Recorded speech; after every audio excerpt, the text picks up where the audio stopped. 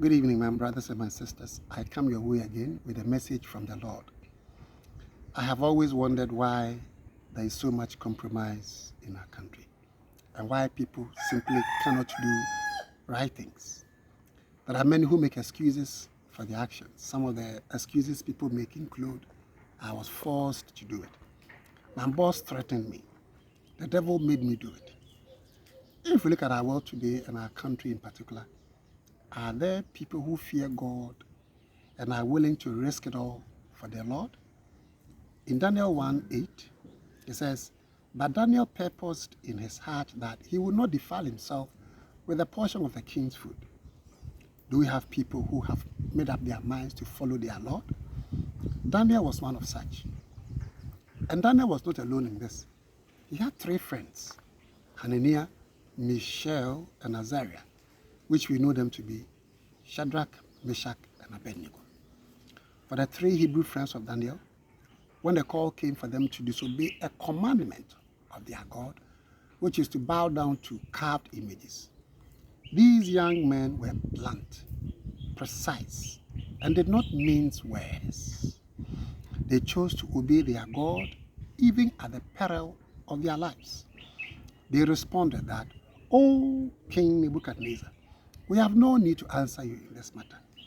If that is the case, our God, whom we serve, is able to deliver us from the fiery furnace. We will not worship the gold image you have set up. This is found in Daniel chapter 3, verse 16 to 18. They were not perturbed by the king's threat of death. In the New Testament, when the disciples were forbidden to teach in the name of Jesus, they responded whether it is right in the sight of God to listen to God or man.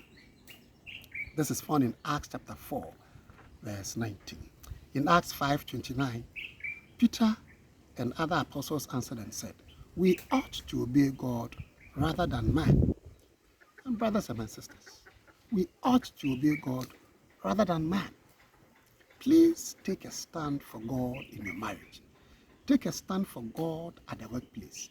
Take a stand for God in your home. Take a stand for God at the church. Take a stand for God wherever you find yourself. Let the Christians in our countries choose God above the dictates of men. I'm not talking about politicians. I'm talking about all of us. Civil servants, public servants, school children, market women, and everybody. Let's honor God in our country. Let's choose truthfulness above lies. Let's choose transparency above corruption. And let's be content with what we have.